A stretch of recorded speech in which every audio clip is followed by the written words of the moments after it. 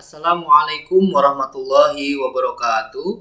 Selamat pagi teman-teman, salam sejahtera untuk kita semua. Semoga kita selalu diberikan perlindungan oleh Allah Subhanahu wa taala dalam wabah pandemi ini.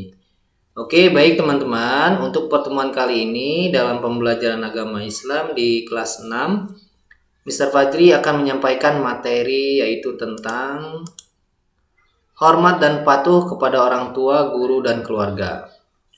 Hormat dan patuh kepada orang tua, bentuk menghargai orang tua dapat dilakukan dengan beberapa hal, yaitu kita harus patuh. Apa itu patuh? Yaitu melaksanakan segala perintah orang tua dengan ikhlas dan sabar. Perintah orang tua yang wajib kita patuhi adalah perintah dalam hal kebenaran dan kebaikan yang tidak melanggar ajaran agama. Oke, yang keduanya adalah hormat. Kita harus bisa bersikap hormat kepada ibu dan ayah. Salah satu contohnya adalah ketika kita mencium tangan orang tua ketika mau keluar rumah atau mau berangkat sekolah, ya. Oke, yang ketiga ringan tangan. Arti dari ringan tangan yaitu suka membantu apabila kedua orang tua mempunyai pekerjaan. Misalnya, selama di rumah teman-teman membereskan piring sehabis makan, kemudian menyapu lantai, membereskan tempat tidur, dan lain sebagainya. Mudah-mudahan ini selama di rumah teman-teman sudah lakukan ya. Oke, berikutnya kelima, menjaga nama baik. Sebagai anak yang baik, jangan sekali-kali kita melakukan perbuatan yang tidak terpuji sehingga menjatuhkan nama baik orang tua. Oleh karena itu, kita harus selalu berbuat baik agar nama baik orang tua selalu terjaga. Contohnya, kita tidak boleh mengejek orang tua teman lain. Hal ini merupakan salah satu yang dilarang oleh agama dan sangat berdosa ya teman-teman. Maka dari itu, maka kita harus hindari mengejek orang tua. Kemudian, keenam, menyenangkan hati orang tua. Orang tua pasti senang memiliki anak yang berakhlak baik. Untuk itu, kita harus selalu membuat senang hati orang tua. Caranya adalah menyenangkan hati orang tua seperti rajin belajar, sopan terhadap orang lain, tidak membantah orang tua, dan lain sebagainya. Ini adalah salah satu cara bagaimana kita menyenangkan orang tua, ya.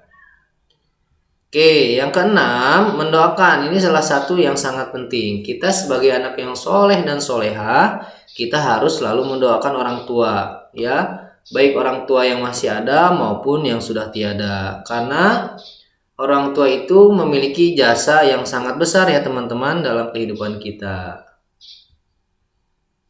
Berikutnya, saat orang tua kita sedang sakit, kita harus melakukan beberapa hal, ya.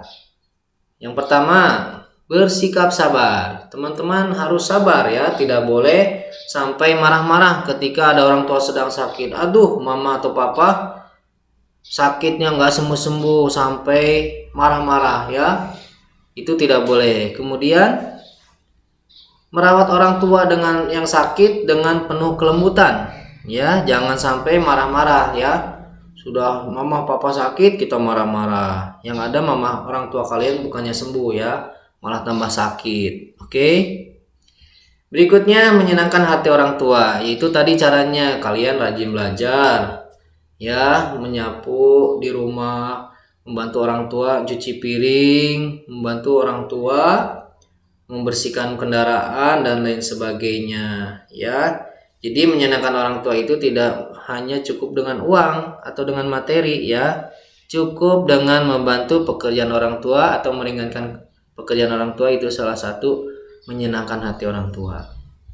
Kemudian tak lupa kita selalu berdoa kepada Allah agar orang tua kita diberi kesembuhan ya. Sudah kita merawat orang tua, jangan lupa kita berdoa agar orang tua diberi kesembuhan. Kemudian ya lanjut. Beberapa hal yang harus diperhatikan dalam sikap hormat dan patuh kepada orang tua dan guru. Nah, ini adalah bagaimana kita harus hormat kepada guru. Yang pertama, apabila berjumpa dengan guru, ucapkan salam dan ciumlah tangannya dengan membukukan sedikit badan. Kemudian apabila guru sedang mengajar, teman-teman harus duduk dengan tenang dan dengarkan apa yang diajarkan agar mudah memahaminya. Ini mungkin sudah dilakukan ya selama di sekolah ya. Kemudian yang kedua, mematuhi perintah guru. Bagaimana cara bentuk mematuhinya? Yaitu apabila kita diperintah oleh guru, maka kita harus laksanakan. Misalnya, mengambil spidol papan tulis. Ya, guru meminta teman-teman mengambil spidol papan tulis, mengantarkan buku, menghapus papan tulis dan sebagainya, maka kita harus melaksanakannya. Itu tandanya bahwa kita mematuhi perintah guru. Kemudian selalu menaati peraturan sekolah. Misalnya di Tunas Global kan memiliki peraturan ya. Peraturan sekolah, apa peraturannya? Yaitu apabila tidak masuk karena sakit, teman-teman harus membuat surat izin ya. Ini sudah dilakukan mungkin di sekolah ya. Memakai seragam sesuai waktunya dan sampai kelas tepat pada waktunya ya. Maka dari itu tidak boleh sampai ada yang terlambat nih ke sekolah. Oke, baik, lanjut. Meneladani sikap guru, ya artinya mencontoh sikap guru. Bagaimana meniru kebiasaan baiknya, jangan sampai meniru kebiasaan buruknya. Misalnya, ibu atau bapak guru sering mengisi waktu istirahat dengan membaca buku. Maka teman-teman pun harus mengikutinya ya, membaca buku ya. Kemudian membahas materi yang sudah diajarkan oleh gurunya. Itu adalah contoh meneladani sikap guru.